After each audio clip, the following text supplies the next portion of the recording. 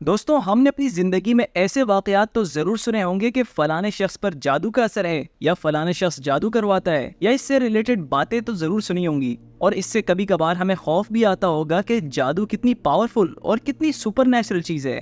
لیکن حقیقت تو یہ ہے کہ جادو ایک قسم کا ایک وہم اور ایلیوژن ہے۔ جادوگر جو کچھ بھی کرتے ہیں وہ اللہ کی قدرت کے مقابلے میں کچھ بھی نہیں ہے۔ آج کی اس ویڈیو کا مقصد آپ کو سکھانا ہے کہ جادو اور جن کی کیا حقیقت ہے۔ جب آپ اس بات کو سمجھ جائیں گے تو پھر آپ جادو سے زیادہ خوف زدہ نہیں رہیں گے۔ آپ کو بس اتنا ہی ڈر لگے گا کہ آپ نے کوئی سانپ یا پھر کوئی ایک درندہ دیکھ لیا ہو، جو کہ ایک نیچرل سی چیز ہے، لیکن کوئی ایسی چیز نہیں ہوگی کہ جسے آپ سپر نیچرل سمجھیں۔ اس کہانی کو سمجھنے کے لیے ہمیں بہت پیچھے جانا ہوگا۔ حضرت ابراہیم علیہ السلام، حضرت موسیٰ علیہ السلام اور حضرت سلیمان علیہ السلام کے دور سے بھی پہلے قرآن میں واضح طور پر ذکر کیا گیا ہے کہ اللہ نے دو فرشتے ہاروت اور ماروت کو بابل شہر پر نازل کیا تھا۔ بابل یا بیبلون جو کہ موجودہ عراق میں واقع ہے، اس کے بارے میں کہا جاتا ہے کہ یہ دنیا کی بہت قدیم سویلائزیشن ہے، اور یہ بھی کہا جاتا ہے کہ اس شہر سے پہلے کوئی پراپر شہر نہیں ہوا کرتا تھا۔ اب یہاں پر ایک سوال ہے کہ ان دو فرشتوں کو کس مقصد کے لیے بھیجا گیا تھا؟ یہاں پر ہمارے پاس مختلف اوپینینز ہیں، لیکن میں صرف دو اوپینینز پر بات کروں گا جو کہ میرے حساب سے زیادہ ریلیونٹ ہے۔ پہلی رائے کے مطابق اللہ تعالیٰ نے دو فرشتے ہاروت اور ماروت کو بابل میں اس علم کے ساتھ بھیجا کہ جنات کو کس طرح قابو میں کر سکتے ہیں اور ان تک کس طرح رسائی حاصل کر سکتے ہیں۔ ان فرشتوں کو لوگوں کو جادو سکھانے کی اجازت دی گئی، لیکن ہر شخص کو پہلے یہ خبردار کرتے تھے کہ انما نحن فتنۃ فلا تکفر، ہم اللہ کی طرف سے ایک امتحان ہیں اور جادو سیکھ کر کفر نہ کرنا۔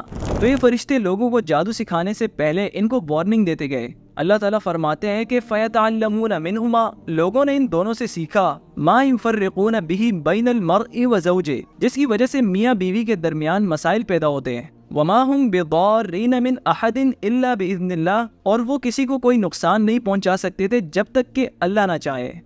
تو اس آیت سے تو یہ بات واضح ہو گئی کہ جادو وب تک کوئی نقصان نہیں پہنچا سکتا جب تک کہ اللہ نہ چاہے، کیونکہ اللہ کی پاور اور قدرت جادو سے کہیں زیادہ ہے۔ وَيَتَعَلَّمُونَ مَا يَضُرُّهُمْ وَلَا يَنفَعُهُمْ، اور انہوں نے اس چیز کا مطالعہ کیا جو کہ انہیں صرف نقصان پہنچاتا ہے اور کوئی فائدہ نہیں ہوتا ہے۔ تو جو کوئی شخص جادو کرتا ہے یا کرواتا ہے، اسے اس کا کوئی فائدہ نہیں ہوتا ہے، لیکن اس کے برعکس اگر ہم دیکھیں تو شراب سے انسان کو پھر بھی تھوڑا بہت فائدہ ہوتا ہے، اور یہ چیز قرآن میں بھی ہے، لیکن شراب سے ہونے والا نقصان اس کے فائدے سے کہیں زیادہ ہے۔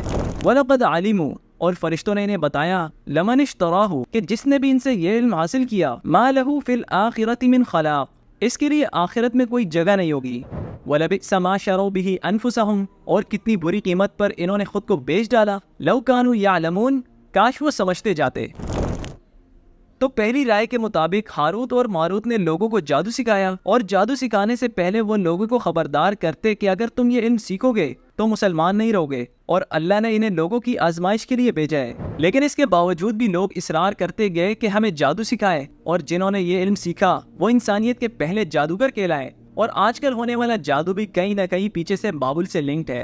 اور بائی دا وے، جادو کے مختلف مذاہب اور مختلف طریقے ہیں، اور ان سب کا آغاز بابل سے ہوا ہے۔ تو یہ تو تھی پہلی رائے۔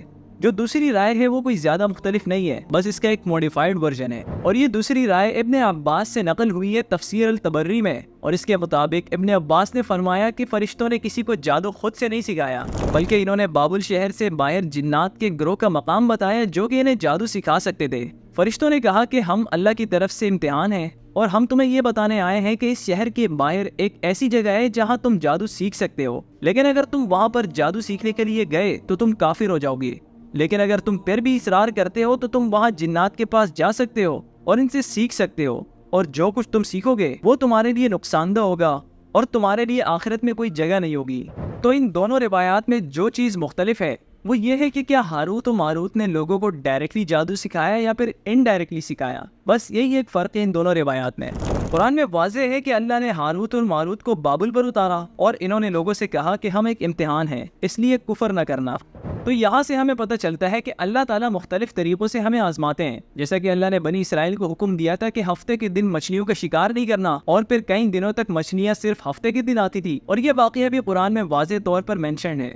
ہم میں سے کسی نہ کسی کے ذہن میں تو یہ بات آئے گی کہ اللہ کیوں اس طرح آزماتا ہے، اس کا جواب بڑا ہی سمپل ہے اور وہ یہ ہے کہ یہ دنیا امتحان کی جگہ ہے. ابھی بھی ہمارا امتحان لیا جا رہا ہے, ہمیں آزمایا جا رہا ہے, کیونکہ گناہ کے مواقع تو بہت سارے ہیں اور ہم بہت ہی آسانی سے گناہ کر سکتے ہیں.